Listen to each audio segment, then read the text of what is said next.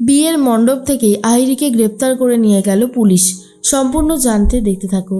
গল্পের শুরুতেই দেখা যায় আহিরির বিরুদ্ধে যেই কথাগুলো উঠেছে সেগুলো কতটা সত্যি সেটা কেউই জানে না, কারণ মুখের বলা কথায় কেউই বিশ্বাস করতে চাইছে না। বৃন্দা, সাত্তকী, ময়না, এমনকি আহিরির বাবা মা, তারা বলে আহিরি নাকি কোনোদিনও কোনো খারাপ কাজ করতে পারে না। তখনই অফিসার বলে, আপনার মেয়ে ঠিক কি করেছে সেটা আপনার মেয়ে নিজের মুখেই স্বীকার করেছে। আপনারা একটু দাঁড়ান, আমি ভিডিও ক্লিপসটা চালিয়ে দিচ্ছি। এরপর ভিডিওটা চালিয়ে দেয়, আর সেখানে আহিরি নিজের মুখেই নিজের কুকীর্তিগুলো স্বীকার করেছে, যেটা শোনার পর আহিরির বাবা মার অবস্থা অনেক খারাপ হয়ে যায়।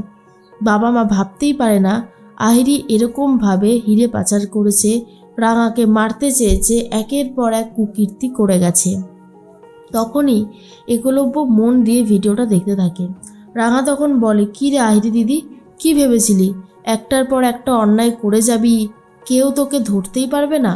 দেখ, সবসময় জেনে রাখবি আইন আছে, আর আইনের ব্যবস্থা এতটাই কঠিন যে যারা অপরাধী তারা কোনোভাবেই পার পায় না। তোকে এবারে উচিত শিক্ষা দেওয়া হবে। এরপর আহিরি বলে, আমি এসব কিছু করিনি, কেন তোমরা আমার কথা বিশ্বাস করছো না? একলব্য বলে, চুপ করো আহিরি, অনেক হয়েছে, আর কত মিথ্যে বলবে তুমি?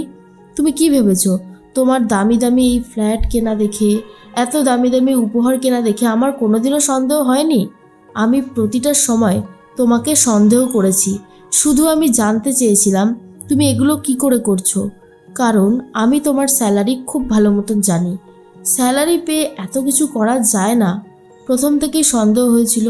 তারপর লেট নাইট পার্টি করা, এগুলো আমি নিজের চোখে দেখেছিলাম। তোমার মধ্যে যেই জিনিসগুলো আমি আগে দেখেছিলাম সেগুলো এখন আর দেখতে পাই না। অতিরিক্ত লোভ থেকেই তুমি এইসব অন্যায়গুলো করেছো, যেগুলো একদমই উচিত হয়নি করা। তখন আহিরি বলে, একলব্য, আমি সবটা তোমাকে পাওয়ার জন্য করেছি, তুমি একবার আমার কথা বিশ্বাস করো, আমি আর কিচ্ছু চাই না। আমি কোনো অন্যায় করিনি একলব্য, আমি ভালো থাকতে চেয়েছিলাম তোমাকে নিয়ে। এটা কি খুব অন্যায় হয়ে যাচ্ছে? সত্যজিৎ বাবু বলে, হ্যাঁ অন্যায় হয়ে যাচ্ছে। দিনের পর দিন হিরে পাচার করেছো, আবার বড় বড় কথা বলছো। তুমি জানো এটার কি শাস্তি আছে? তোমাকে আগে জেলে নিয়ে যাওয়া হবে, তারপর তোমার বিচার ব্যবস্থা হবে। এরপরেই ভয় পেয়ে গেছে আহিরি, আর বলে, রাঙা, বেশ করেছি তোমাকে আমি মারতে চেয়েছিলাম, কারণ তুমি বারবার আমার আর একলব্যর মাঝখানে চলে এসেছো। আজকেও আমাদের বিয়েটা হতে দিলে না। আর একলব্য, আমি এবারে যেটা ভেবেছিলাম সেটাই করব। রাঙা, তোমাকে তো আমি আগেই বলেছিলাম একলব্যর সাথে আমার ঘনিষ্ঠ হওয়ার ভিডিওগুলো সবটাই আমি তুলে রেখেছি, আর এবারে আমি সেই ভিডিওগুলো সবার সামনে নিয়ে আসব। তখনই একলব্য বলে, আহিরি তুমি এসব কি বলছো? তোমার সাথে আমার এরকম কিছুই হয়নি, তুমি কিন্তু বাড়াবাড়ি করছো। আমার মান সম্মান নিয়ে ছিনিমিনি খেলার অধিকার তোমাকে কে দিয়েছে? আহিরি বলে, সেটা তো ভিডিও প্রমাণেই দেখা যাবে, তাই না? প্রমিতা তো খুব রেগে যায় আর বলে, আহিরি, তোমাকে কিন্তু আমি এবারে উচিত শিক্ষা দেব। অনেক হয়েছে, নিজে তো কুকীর্তি করেইছো, এখন আমার আক্কুকে ফাঁসাতে চাইছো। আমার আক্কু এরকম কখনো নোংরা কাজ করতে পারে না। তখন নবারুণ সেই একই কথাই বলতে থাকে আর বলে, ঠিকই তো, আমাদের রাঙা সবটা ম্যানেজ করতে জানে। রাঙা কখনোই তোমার সাথে এইভাবে ব্যবহার করতো না যদি না তুমি এই অন্যায়গুলো না করতে। রাঙা তখন বলে, বড়বাবু একদম ঠিক কথাই বলেছে, আমি তো জানতাম যে আমি তোদের দুজনের মাঝখানে এসে পড়েছি। আমি এখান থেকে ঠিকই বেরিয়ে যেতাম, আর তুই তোর ভালোবাসার মানুষকে বিয়ে করে সুখে শান্তিতে সংসার করতে পারতিস, কিন্তু তুই তো আমার কোনো কথাই শুনলি না, একের পর এক অন্যায় করে গেলি। তুই পুরাণবাবুকে ফাঁসাতে চাইছিস তো? দেখি ভিডিওগুলো বার কর তো দেখি তোর ফোনে। যখনই ভিডিওগুলো বার করতে যাবে দেখে সেই ভিডিওগুলোই নেই। তখনই রাঙা বলে, কি ভিডিওগুলো পেলি? ওইসব মিথ্যে জালিয়াতি ভিডিও থাকেও না ফোনে। তখন আহিরি বলে, তার মানে তুমি আমার ফোন থেকে ওগুলো ডিলিট করেছো? রাঙা, আমি তোমাকে ছাড়বো না, আগুন যখন জ্বলেছে তাহলে আগুন জ্বলবে। এরপর আহিরির বাবা মা বলে, তুই চুপ কর আহিরি, চুপ কর, এরকমভাবে নিজের সর্বনাশ করিস না। আহিরি তখন বলে, কি সর্বনাশ করবো না বাবা, যা হচ্ছে সেটা ভালো হচ্ছে না।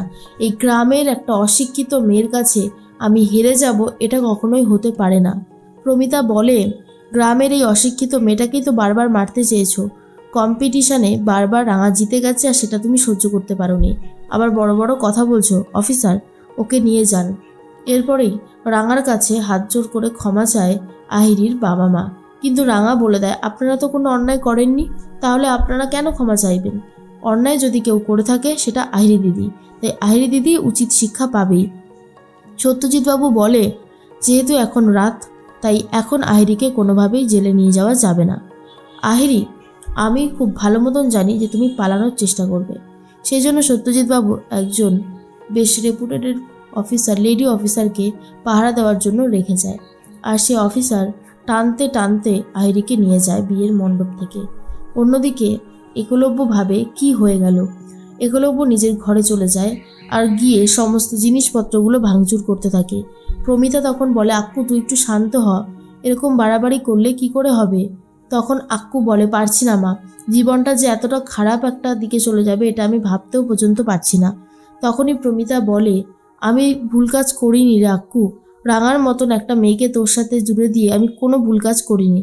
শিক্ষিতর যদি এই রূপ থাকে তাহলে আমি তো বলবো রাঙার মতো মেয়েই যোগ্য। আহিরি যেটা করেছে সেটা অন্যায়, হিরে পাচার করেছে আহিরি।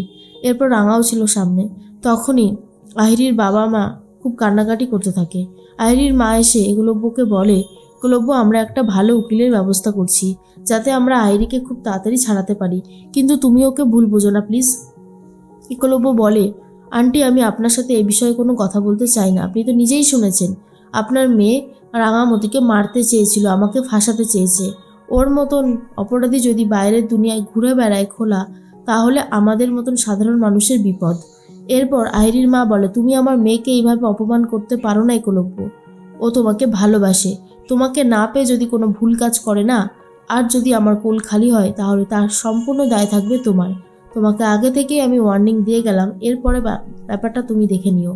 আহিরির মা তো চলে যায়। একলব্য ভাবতে থাকে কি করবে, এই সিচুয়েশনে তার কি করা দরকার। তখনই রাঙা ভাবে, আহিরি দিদি আর আহিরি দিদির পুরো পরিবারটাই উন্মাদ, তাহলে কেউ এরকম কথা বলতে পারে না।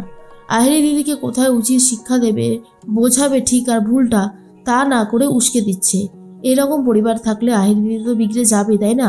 কিন্তু একলব্য কনফিউশনে পড়ে গেছে, কি করবে বুঝতে পারছে না।